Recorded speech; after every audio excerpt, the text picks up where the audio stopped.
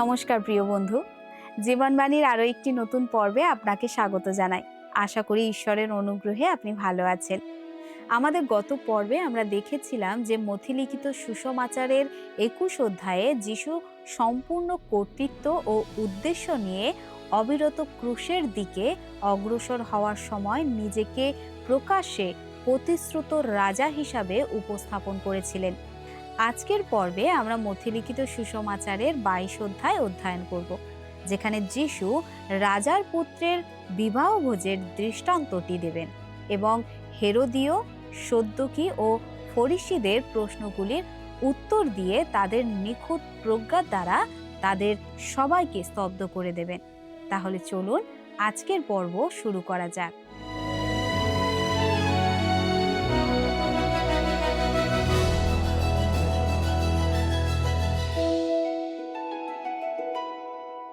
আমাদের গত পর্বে আমরা সাধু মথিলিখিত সুসমাচারের ২১ অধ্যায়ের ৩২ পদ পর্যন্ত আলোচনা করেছিলাম।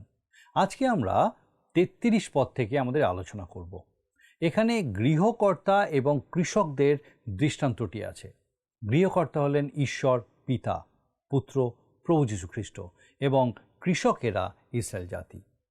আমরা পাঠ করব ৩৩ থেকে ৩৮ পদ। আর আমি চাইব আপনিও আমার সঙ্গে আপনার বাইবেল থেকে দেখুন মথি ২১ অধ্যায় ৩৩ থেকে ৩৮ পদ। আরেকটি দৃষ্টান্ত শুনো। একজন গৃহকর্তা ছিলেন।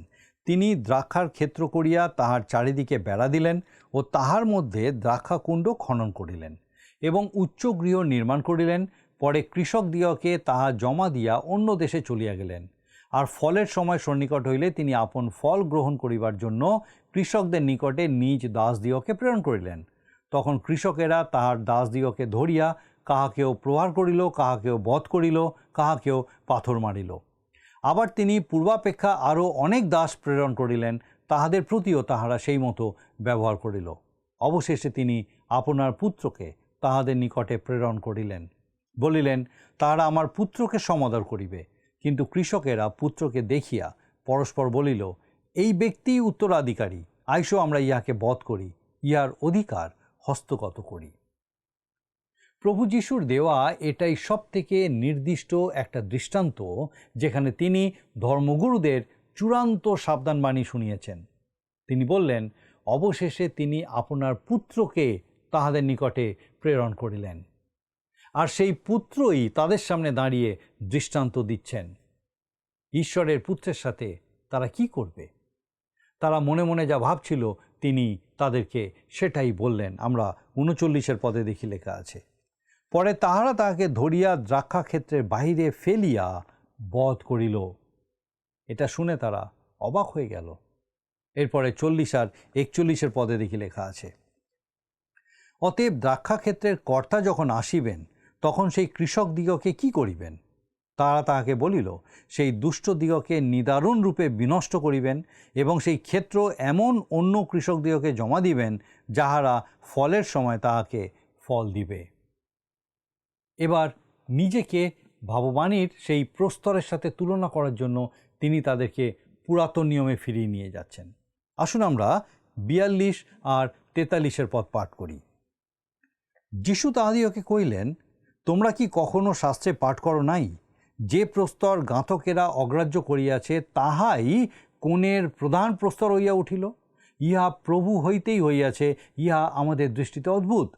এই জন্য আমি তোমাদিগকে কহিতেছি, তোমাদের নিকট হইতে ঈশ্বরের রাজ্য কাড়িয়া লওয়া যাইবে এবং এমন এক জাতিকে দেওয়া হইবে, যে জাতি তাহার ফল দিবে।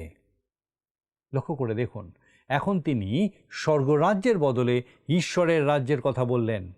তিনি এক উচ্চতর শব্দ ব্যবহার করলেন, কারণ এখন তিনি পৃথিবীর সবাইকে, যারা তার কাছে আসবে তাদেরকে এর মধ্যে আনতে চলেছেন। ঈশ্বরের রাজ্য জিহুদীদের থেকে নিয়ে মণ্ডলীকে দেওয়া হবে। মণ্ডলী সেই পবিত্র জাতি, যার কথা প্রথম পিতর ২ অধ্যায়ের ৯ পদে লেখা আছে। কিন্তু তোমরা মনোনীত বংশ, রাজকীয় যাজকবর্গ, পবিত্র জাতি, ঈশ্বরের নিজস্ব প্রজাবৃন্দ, যেন তাহারই গুণকীর্তন করো, যিনি তোমাদিগকে অন্ধকার হইতে আপনার আশ্চর্য জ্যোতির মধ্যে আহ্বান করিয়াছেন। প্রথম পিতর তার ২ অধ্যায় ৯ পদ। এরপরে আমরা দেখি 44 পদে প্রভু যীশু বলছেন, মথি তার 21 অধ্যায় 44 পদ, আর এই প্রস্তরের উপরে যে পড়িবে সে ভগ্ন হইবে, কিন্তু এই প্রস্তর যাহার উপরে পড়িবে তাহাকে চুরমার করিয়া ফেলিবে। আর এই প্রস্তরের উপরে যে পড়িবে সে ভগ্ন হইবে, এই কথাটি প্রভুর প্রথম আগমনের সাথে সম্পর্কিত। তিনি সেই প্রস্তর যার উপরে মণ্ডলী গঠিত হয়েছে। প্রথম করিন্থীয় 3 অধ্যায় 11 পদে সাধু পৌল বলেছেন, কেননা কেবল যাহা স্থাপিত হইয়াছে তাহা ব্যতীত অন্য ভিত্তিমূল কেহ স্থাপন করিতে পারে না, তিনি যীশু খ্রিস্ট। সেই প্রস্তরের উপর পড়ার অর্থ হল এই অনুগ্রহের যুগে পরিত্রাণের জন্য খ্রিস্টের কাছে আসা, আর খ্রিস্টকে প্রত্যাখ্যান করার অর্থ হল সেই প্রস্তর বিচারের সময় পড়বে, যে কথা দানিয়েল ভাববাদী বলে গেছেন। দানিয়েল ভাববাদী পুস্তকের 2 অধ্যায় 34 পদ, 44 আর 45 পদ, যেটা খ্রিস্টের দ্বিতীয় আগমনকে নির্দেশ করে। আসুন আমরা এরপরে 45 পদটা দেখি। 21 অধ্যায় মথি তার 45 পদ। তাহার এই সকল দৃষ্টান্ত শুনিয়া প্রধান যাজকেরা ও ফরিসিরা বুঝিল যে তিনি তাহাদেরই বিষয়ে বলিতেছেন।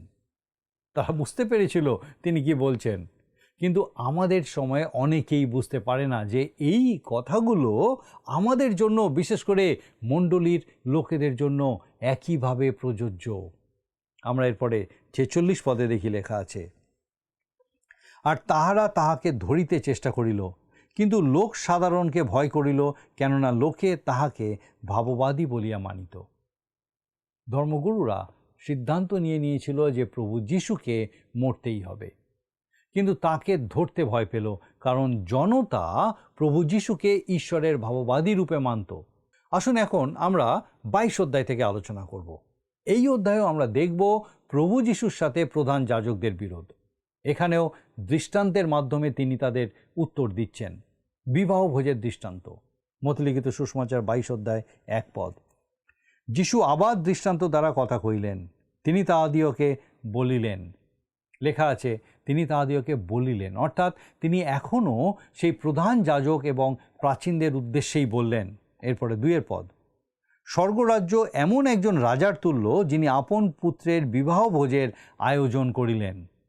এখানে সেই রাজা হলেন পিতা ঈশ্বর এবং তার পুত্র প্রভু যীশু খ্রিস্ট। আর একটা বিষয় লক্ষ্য করুন, তিনি আবার স্বর্গরাজ্য কথাটি বলছেন, ঈশ্বরের রাজ্য নয়।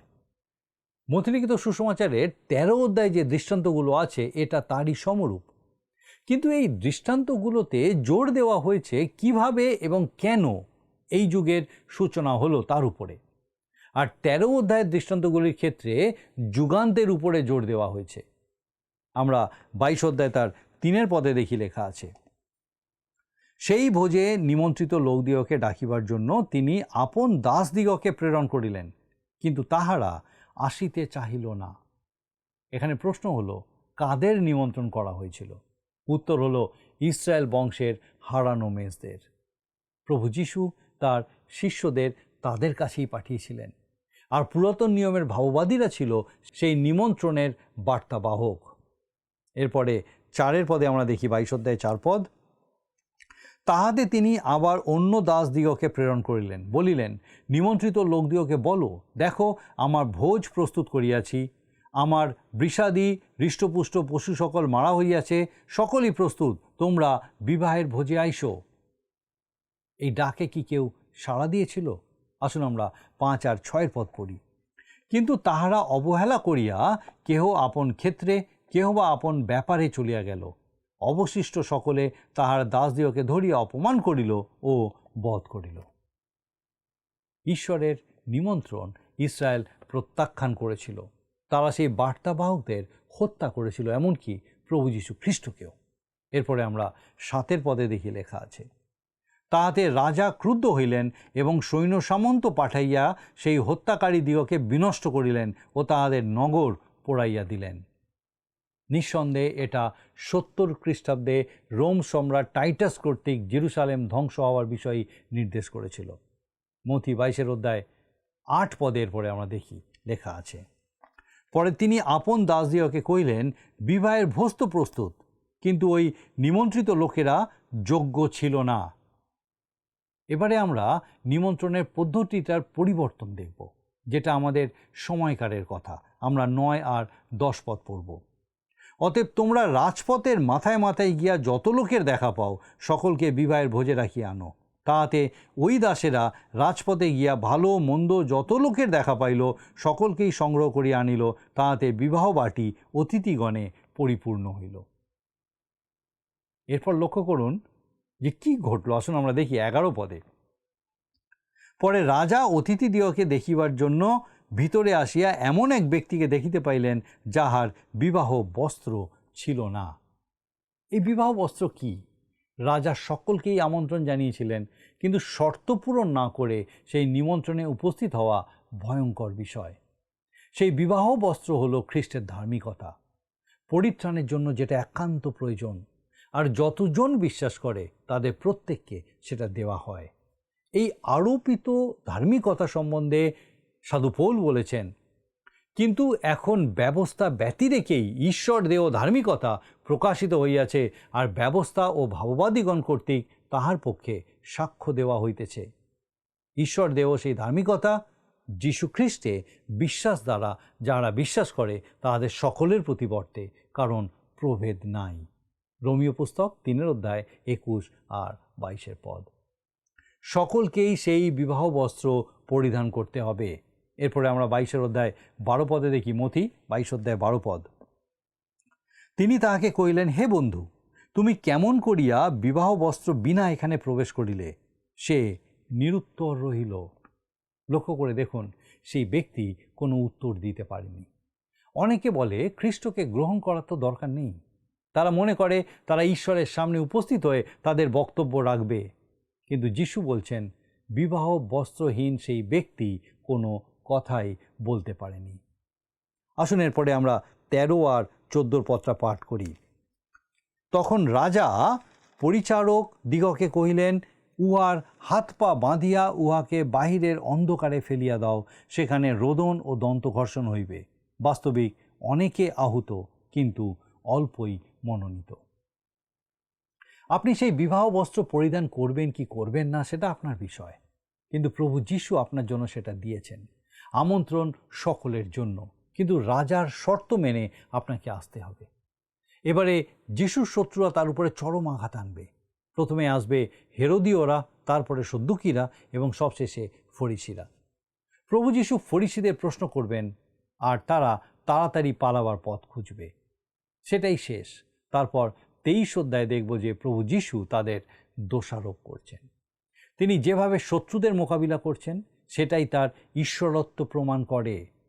হেরোদীয়রা আসলে এক রাজনৈতিক দল যারা হেরোদের সপক্ষ, এবং রোমীয়দের দাসত্ব থেকে মুক্তির জন্য তারা হেরোদের দিকেই থাকিয়ে থাকত। তারা কোনো ধর্মীয় গোষ্ঠী ছিল না। তবে ফরিসিরা তাদের ব্যবহার করত, এবং অনেক ফরিসি ছিল হেরোদীয় মতবাদে বিশ্বাসী। আসুন আমরা পাঠ করি 15 থেকে 17 পদ, মথি 22 অধ্যায় 15 থেকে 17 পদ। তখন ফরিসিরা গিয়া মন্ত্রণা করিল কিরূপে তাহাকে কথার ফাঁদে ফেলিতে পারে। আর তাহারা হেরোদীয়দের সহিত আপনাদের শিষ্যগণকে দিয়া তাহাকে বলিয়া পাঠাইল, গুরু, আমরা জানি আপনি সত্য এবং সত্যরূপে ঈশ্বরের পথের বিষয়ে শিক্ষা দিতেছেন, এবং আপনি কাহারও বিষয়ে ভীত নহেন, কেননা আপনি মনুষ্যের মুখাপেক্ষা করেন না। ভালো, আমাদিওকে বলুন, আপনার মত কি? কৈশোরকে কর দেওয়া বিধেয় কি না? আসলে তারা প্রভু যিশুকে প্রশ্নের ফাঁদে ফেলতে চেয়েছিল। তিনি যদি বলতেন না, কর দেওয়া উচিত নয়, তাহলে তিনি রোম সাম্রাজ্যের বিরুদ্ধে বিশ্বাসঘাতকতার দায়ে পড়তেন, কারণ রোমীয়রা তখন দেশ শাসন করছিল। আবার যদি তিনি বলতেন হ্যাঁ, কর দেওয়া উচিত, তাহলে তার মসিহের দাবি থাকতো না। তারা ভাবলো তারা বুঝি যিশুকে উভয় সংকটে ফেলে দিয়েছেন। কিন্তু আসুন দেখি যিশু কি বললেন, 18 পদ। কিন্তু যিশু তাহাদের দুষ্টামি বুঝিয়া কহিলেন, কপটীরা, আমার পরীক্ষা কেন করিতেছ? দেখুন, তিনি তাদের কপটী বা ভণ্ড সম্বোধন করে বললেন। তারপরে 19 পদে লেখা আছে, সেই করের মুদ্রা আমাকে দেখাও। তখন তারা তাহার নিকটে একটি দিনার আনিল। এখানে লক্ষ্য করার বিষয় হলো, তিনি তাদেরকে বলেছিলেন মুদ্রা দেখাতে। তিনি কেন নিজের মুদ্রা দেখালেন না? আসলে তার তো কোনো নিজস্ব মুদ্রাই ছিল না। এরপরে 20 পদে আমরা দেখি লেখা আছে, তিনি তাহাদিওকে কহিলেন, এই মূর্তি ও এই নাম কাহার? তাহারা বলিল, কৈশোরের। তারা রোমীয় সরকারের আইনসম্মত মুদ্রা ব্যবহার করত, আর সেটাই দেখালো। তখন তিনি তাহাদিওকে কহিলেন, তবে কৈশোরের যাহা যাহা কৈশোরকে দাও, আর ঈশ্বরের যাহা যাহা ঈশ্বরকে দাও। দেখুন কি অপূর্ব উত্তর। আর এটা শুধু উত্তর ছিল না, যিশু নিজে এটাই করতেন। তিনি তাদের বলতে চাইলেন রোমীয় সরকারের কাছে তাদের কিছু ঋণ আছে। তারা রোমীয় মুদ্রা ব্যবহার করে, রোমীয়দের তৈরি রাস্তা দিয়ে চলাফেরা করে, রোমীয় সরকার তাদের শান্তিতে থাকার সুযোগ করে দিয়েছে। সুতরাং সরকারকেও তাদের কিছু দিতে হবে। তাই কৈশোরের যা প্রাপ্য সেটা কৈশোরকে দাও, কিন্তু সাথে সাথে ঈশ্বরের যা প্রাপ্য তা ঈশ্বরকে দাও। আমরা এরপরে 22 পদে দেখি লেখা আছে, এই কথা শুনিয়া তারা আশ্চর্য জ্ঞান করিল এবং তাহাকে ছাড়িয়া চলিয়া গেল। সুতরাং দেখতে পাচ্ছেন আমাদের প্রভু ফাঁদে পড়েননি। তারা কৈশোরের কাছে ঋণী, তবে এর জন্য ঈশ্বরের প্রতি তাদের দায়বদ্ধতা তারা এড়াতে পারে না। যাই হোক, হেরোদীয়রা তো চলে গেল, এবার সদ্দুকীদের পালা। তারা কিভাবে যিশুকে ফাঁদে ফেলতে পারবে? আসুন আমরা পাঠ করব 23 থেকে 28 পদ। মথি তার 22 অধ্যায় 23 থেকে 28 পদ। সেই দিন সদ্দুকীরা, যাহারা বলে পুনরুত্থান নাই, তাহার কাছে আসিল এবং তাহাকে জিজ্ঞাসা করিল, গুরু, মসি বলিয়াছেন, কেহ যদি নিঃসন্তান হইয়া মরে, তবে তাহার ভাই তাহার স্ত্রীকে বিবাহ করিয়া আপন ভাইয়ের জন্য বংশ উৎপন্ন করিবে। ভালো, আমাদের মধ্যে 7টি ভাই ছিল, আর জ্যেষ্ঠ বিবাহের পর মরিয়া গেল, এবং সন্তান না হওয়াতে আপন ভ্রাতার জন্য নিজ স্ত্রীকে রাখিয়া গেল। দ্বিতীয়, তৃতীয় প্রভৃতি 7ম জন পর্যন্ত সেইরূপ করিল। সকলের শেষে সেই স্ত্রীও মরিয়া গেল। অতএব পুনরুত্থানে ওই 7 জনের মধ্যে সে কাহার স্ত্রী হইবে? সকলেই তো তাহাকে বিবাহ করিয়াছিল। সদ্দুকীরা পুনরুত্থানে বিশ্বাস করে না। তারা যিশুকে ফাঁদে ফেলার জন্য এক মজার গল্প রচনা করল। কল্পনা করুন, এক মহিলা একে একে 7 ভাইকেই বিয়ে করেছিল। তাদের প্রশ্ন ছিল সে কার স্ত্রী হবে। এখানে সদ্দুকীরা 2টি বিষয় খেয়াল করেনি, আর যিশু সেদিকেই তাদের দৃষ্টি আকর্ষণ করলেন। আমরা দেখি তার উত্তর। আমরা 29 পদ পাঠ করি। যিশু উত্তর করিয়া তাহাদিওকে কহিলেন, তোমরা ভ্রান্ত হইতেছ, কারণ তোমরা না জানো শাস্ত্র, না জানো ঈশ্বরের পরাক্রম। সদ্দুকীরা শাস্ত্র এবং ঈশ্বরের ক্ষমতা, এই 2টো বিষয়ই অজ্ঞ ছিল। এই অজ্ঞতার কারণে তারা এই রকম হাস্যকর প্রশ্ন করতে পেরেছিল। আমরা এরপরে 30 পদ দেখি। কেননা পুনরুত্থানে লোকে বিবাহ করে না এবং বিবাহিতাও হয় না, বরং স্বর্গে ঈশ্বরের দূতগণের ন্যায় থাকে। তিনি বলছেন না যে আমরা মৃত্যুর পর স্বর্গদূত হয়ে যাব, কিন্তু স্বর্গদূতেরা যেরকম বিবাহ করে না, সেই অর্থে আমরা তাদের মতো হব। অন্যভাবে বললে, স্বর্গরাজ্যে জন্মের মাধ্যমে বংশবৃদ্ধির প্রয়োজন হবে না। তার মানে এই নয় যে এই জগতে স্বামী স্ত্রী রূপে যারা খুবই ঘনিষ্ঠ তারা সেখানে মিলিত হতে পারবে না। তারা চাইলেই সেখানে একসাথে চলতে পারবে। আর একবার তাদের কথা ভাবুন, যারা একসাথে থাকতে চায় না। তাদের একসাথে থাকতে হবে না, তবে তাদের দুজনেরই স্বভাব নতুন হবে এবং সম্ভবত তারা এখানে যেমন ছিল তার চেয়ে সেখানে অনেক ভালোভাবে মানিয়ে নেবে। আসুন 31 আর 32 পদের পরে দেখি। কিন্তু মৃতদের পুনরুত্থান বিষয়ে ঈশ্বর তোমাদিওকে যাহা যাহা বলিয়াছেন, তাহা কি তোমরা পাঠ করো নাই? তিনি বলেন, আমি অব্রাহামের ঈশ্বর, ইসাহাকের ঈশ্বর ও যাকবের ঈশ্বর। ঈশ্বর মৃতদের ঈশ্বর নহেন, কিন্তু জীবিতদের। আপনার মনে হতে পারে এটা খুব হতাশজনক কথা। যারা আমাদের ছেড়ে চলে আগে চলে গেছেন, তাদের কি হবে? অব্রাহামের কি হবে? তিনি কি আগের মতোই আছেন? অব্রাহাম, ইসাহাক, যাকব, এদের সবাইকে এই পৃথিবী থেকে অন্য জায়গায় নিয়ে যাওয়া হয়েছে। তারা মৃত নয়, জীবিত। আর একই কথা আপনার প্রিয়জনদের জন্যও সত্য, যারা খ্রিস্টে ছিলেন আর এখন স্বর্গে আপনার অপেক্ষা করছেন। কি অপূর্ব বিষয়, তাই না? আসুন এরপরে আমরা 33 পদটা পাঠ করি। এই কথা শুনিয়া লোকসমূহ তাহার শিক্ষাতে চমৎকার জ্ঞান করিল। আমার মনে হয় প্রভুর এই শিক্ষা আপনাকেও চমৎকৃত করেছে। এবারে প্রভু ফরিসীদের প্রশ্নের উত্তর দেবে। এতক্ষণ তারা প্রভু যিশু এবং অন্য 2 দলের প্রতি নজর রাখছিল। ফরিসীরা ধর্মীয় রাজনৈতিক গোষ্ঠী। তারা রোমীয় শাসন থেকে স্বাধীনতা পাওয়ার জন্য দাউদের রাজত্বকে পুনরায় ক্ষমতায় দেখতে চাইছিল। সেই রাজত্ব স্থাপনের জন্য তারা হেরোদীয়দের সাথে যোগ দিলেও ধর্মীয় কারণে সদ্দুকীদের বিরোধিতা করত। বর্তমান মণ্ডলীর রক্ষণশীল মতবাদীদের সাথে ফরিসিদের তুলনা করা যায়, আর সদ্দুকীদের সাথে তুলনা করা যায় বর্তমান মণ্ডলীর উদারপন্থী মতবাদীদের। ফরিসিরাও অন্য দুই দলের মতো যিশুকে ফাঁদে ফেলতে চেয়েছিল। আসুন পাঠ করি 34 আর 35 পদ।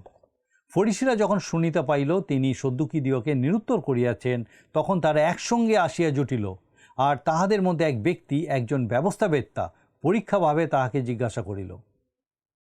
তারা যখন দেখল অন্য দুই দল যিশুকে কোনো উত্তর দিতে পারেনি, তখন তারা একসাথে পরিকল্পনা করে একজন বুদ্ধিমান ব্যবস্থাবেত্তাকে, মসির ব্যবস্থা বিষয়ে যার অনেক জ্ঞান ছিল, তাকে ঠিক করলো যিশুকে প্রশ্ন করার জন্য। আসুন তার প্রশ্নটা শুনি। গুরু, ব্যবস্থার মধ্যে কোন আজ্ঞা মহৎ? শুনুন যিশু কি উত্তর দিলেন। আমরা 37 আর 38 পদ দেখি। তিনি তাহাকে কহিলেন, তোমার সমস্ত অন্তঃকরণ, তোমার সমস্ত প্রাণ ও তোমার সমস্ত মন দিয়া তোমার ঈশ্বর প্রভুকে প্রেম করিবে, এইটি মহৎ ও প্রথম আজ্ঞা। নিশ্চয়ই লক্ষ্য করেছেন তিনি 10 আজ্ঞার কোনোটারই উল্লেখ করলেন না, তিনি অন্য একটি আজ্ঞা দিলেন। এরপরে 39 পদে দেখি, আর দ্বিতীয়টি ইহার তুল্য, তোমার প্রতিবাসীকে আপনার মতো প্রেম করিবে। এই আজ্ঞাটি নিজের জীবনে প্রয়োগ করলে আপনি বুঝতে পারবেন আপনি ঈশ্বরের গৌরব থেকে কত দূরে আছেন। প্রভু যীশু সেই লোকটিকে স্পষ্টভাবে বলেছিলেন, তুমি জানতে চাও কোনটা সর্বশ্রেষ্ঠ আজ্ঞা? ঈশ্বরকে ভালোবাসা হলো সর্বশ্রেষ্ঠ আজ্ঞা, এবং প্রতিবাসীকে ভালোবাসা হলো দ্বিতীয় মহৎ আজ্ঞা। এরপরে 40 পদে লেখা আছে, এই দুটি আজ্ঞাতেই সমস্ত ব্যবস্থা এবং ভাববাদী গ্রন্থ ঝুলিতেছে। এই দুটো আদেশ হলো মসির ব্যবস্থার সারসংক্ষেপ। প্রভু যিশুর এই উত্তর এতটাই নির্ভুল এবং স্পষ্ট ছিল, যদি ওই ফরিসিরা সৎ হতো তাহলে তারা বলতো, আমরা ব্যর্থ হয়েছি, ব্যবস্থা দ্বারা আমরা উদ্ধার পেতে পারি না, আমাদের একজন মুক্তিদাতার প্রয়োজন আছে। আর মুক্তিদাতা প্রভু যিশু সেই সময় প্রায় ক্রুশের ছায়ার কাছে এসে দাঁড়িয়েছিলেন। আমরা এবারে দেখব প্রভু যিশু এই ফরিসিদেরকে কি প্রশ্ন করলেন। আমরা 41 থেকে 44 পদ পর্যন্ত পাঠ করব। আর ফরিসিরা একত্র হইলে যিশু তাহাদিওকে জিজ্ঞাসা করিলেন, খ্রিস্টের বিষয়ে তোমাদের কেমন বোধ হয়? তিনি কাহার সন্তান? তাহারা বলিল, দাউদের। তিনি তাহাদিওকে কহিলেন, তবে দাউদ কি প্রকারে আত্মার আবেশে তাহাকে প্রভু বলেন? তিনি বলেন, প্রভু আমার প্রভুকে কহিলেন, তুমি আমার দক্ষিণে বসো, যাবৎ আমি তোমার শত্রুগণকে তোমার পদতলে না রাখি। ফরিসিরা আবার জমা হয়েছিল যিশুকে ফাঁদে ফেলার জন্য, কিন্তু যিশু এবারে আগেই তাদেরকে প্রশ্ন করে বসলেন। গীতসংহিতা 110 গীতের প্রথম পদটা তাদেরকে স্মরণ করিয়ে দিয়ে তিনি তাদেরকে প্রশ্ন করলেন, দাউদ কি করে তার সন্তানকে তার প্রভু বলতে পারেন? ফরিসিরা বলতে পারত, দাউদ যেন তাকে আমার প্রভু বলতে পারে, এই জন্য সেই সন্তানকে দৈবভাবে জন্ম নিতে হবে। যাই হোক, যিশু তাদেরকে আবার প্রশ্ন করলেন 45 পদ, অতএব দাউদ যখন তাহাকে প্রভু বলেন, তখন তিনি কি প্রকারে তাহার সন্তান? খুব কঠিন প্রশ্ন। এই প্রশ্নের বিভিন্ন গুরুত্বপূর্ণ তাৎপর্য আছে।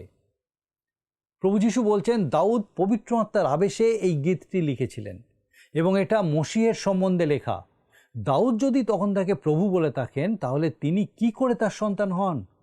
যদি তিনি তার ঊর্ধ্বতন না হন, তাহলে দাউদ কিভাবে তাকে তার ঊর্ধ্বতন বলতে পারেন? এই প্রশ্নের একমাত্র উত্তর হলো কুমারীর গর্ভজাত। যিশু দাউদের সন্তান, কিন্তু দাউদের থেকে মহান। দাউদ বংশের কোনো সন্তান দাউদের থেকে বড় হতে পারে না, যদি না কোনো মহৎ বিষয় সেই বংশে ঘটানো হয়। প্রভু যিশুর অলৌকিক জন্মের বিবরণী এই প্রশ্নের যথাযথ উত্তর। দাউদের প্রভু দাউদ বংশে এলেন, যেমন লোকলিখিত সুসমাচারে বলা আছে। দূত উত্তর করিয়া তাহাকে কহিলেন, পবিত্র আত্মা তোমার উপরে আসিবেন এবং পরাৎপরের শক্তি তোমার উপরে ছায়া করিবে। এই কারণ যে পবিত্র সন্তান জন্মিবেন, তাহাকে ঈশ্বরের পুত্র বলা যাইবে। লোকলিখিত সুসমাচার 1 অধ্যায় 35 পদ। তিনি দাউদের থেকে মহান, কারণ তিনি স্বর্গ থেকে আগত প্রভু যিশু চাইছিলেন যেন ফরিসিরা আসল সত্যটা দেখতে পায় এবং তাকে দাউদের সন্তান এবং দাউদের প্রভু রূপে মেনে নেয়। 46 পদে আমরা দেখি, তখন কেহ তাহাকে কোনো উত্তর দিতে পারিল না, আর সেই দিন অবধি তাহাকে কোনো কথা জিজ্ঞাসা করিতে কাহারও সাহস হইল না। তারা প্রভুর প্রশ্নের উত্তর দিতে পারল না, এবং তারপর থেকে প্রভুকে আর কোনো প্রশ্ন করার সাহস তাদের ছিল না। তারা কেবল তার মৃত্যু নিশ্চিত করতে চেয়েছিল। তারা যে তার কোনো প্রশ্নের উত্তর দিতে পারল না, এটাই ছিল ঈশ্বরত্বের আরেকটা বড় প্রমাণ। আমাদের আজকের আলোচনা আমরা এখানেই শেষ করব। তবে আমি চাইবো আপনি নিজেকে একটা প্রশ্ন করুন। আপনি কি ওই ফরিসি, সদ্দুকি বা হেরোদীয়দের মতো বিভিন্ন রকম প্রশ্ন নিয়ে প্রভু যিশুর কাছে আসতে চান, নাকি সরল বিশ্বাসে ঈশ্বর যে আমন্ত্রণ আপনাকে জানিয়েছেন সেই আমন্ত্রণে সাড়া দিয়ে তার ভোজে অংশগ্রহণ করতে চান? অবশ্য সেক্ষেত্রে আপনাকে বিবাহ ভোজের পোশাক অর্থাৎ প্রভু যীশু খ্রিস্টের দেওয়া সেই ধার্মিকতার বস্ত্র পরিধান করতে হবে। তা দেবার জন্য প্রভু যীশু 2 হাত বাড়িয়ে আছেন। কিন্তু সিদ্ধান্ত তো আপনাকে নিতে হবে। আপনি তা গ্রহণ করবেন না প্রত্যাখ্যান করবেন। আসুন প্রার্থনা করব, আর আমি চাইব আপনি যোগ দিন। স্বর্গীয় পিতা, ধন্যবাদ দিই প্রভু, আজও 2 হাত বাড়িয়ে তুমি তোমার সেই আহ্বান সামনে রেখেছ, তোমার সেই নিমন্ত্রণ তুমি সামনে রেখেছ। ধন্যবাদ দিই পিতা, বিশেষভাবে আজকে আমাদের সেই প্রত্যেক দর্শক বন্ধুর সঙ্গে তুমি কথা বললে। প্রার্থনা করি তোমার পবিত্র আত্মার আবেশে সেই প্রত্যেককে পিতা এই নিমন্ত্রণে সাড়া দিতে সাহায্য করো, গ্রহণ করতে সাহায্য করো। সে প্রত্যেক আত্মার প্রাণ প্রভু তোমার এই নিমন্ত্রণে যেন সাড়া দেয়। ও প্রভু তুমি কৃপা করো। আমাদের প্রত্যেক দর্শক বন্ধু, তাদের পরিবার পরিজন প্রত্যেককে এইভাবে পিতাকে তোমার ভোজের অংশ করো, তোমার ধার্মিকতার বস্ত্রে পরিধান করো। স্বর্গীয় পিতা তুমি দয়া করো, তাদের সকল বার নাও প্রভু, যেন প্রত্যেকে তোমাতে আনন্দ করে, তোমাতে সমর্পিত হয় এবং সেই প্রত্যেক জীবনের মধ্যে দিয়ে তোমার এই নাম গৌরবান্বিত, উচ্চকিত, মহিমান্বিত হয়। তোমার যিশু নামে ভিক্ষা দয়া করে শ্রবণ ও গ্রহণ করো। আমেন।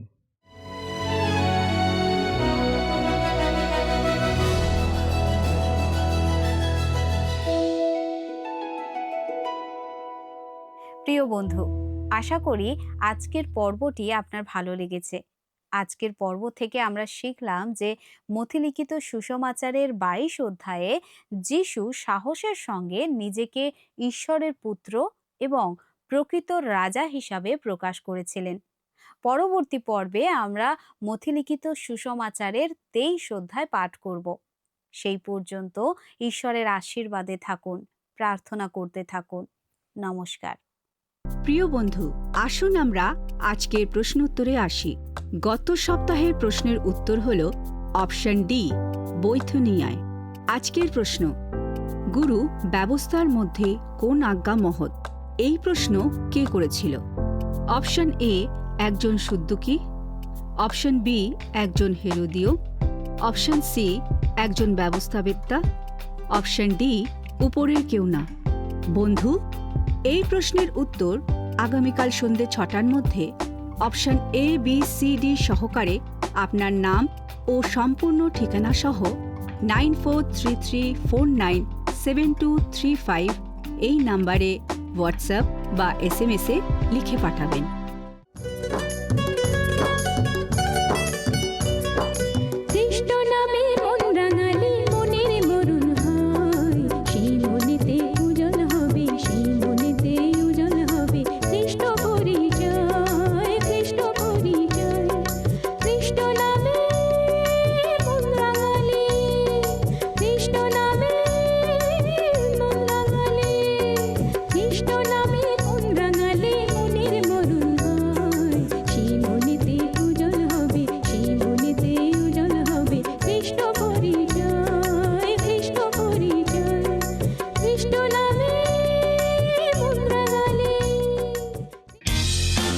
যদি আপনার এই অনুষ্ঠান ভালো লেগে থাকে তাহলে এই নম্বরে একটি মিসড কল করুন। তাহলে আপনি পরের বারের বিজয়ী হতে পারেন।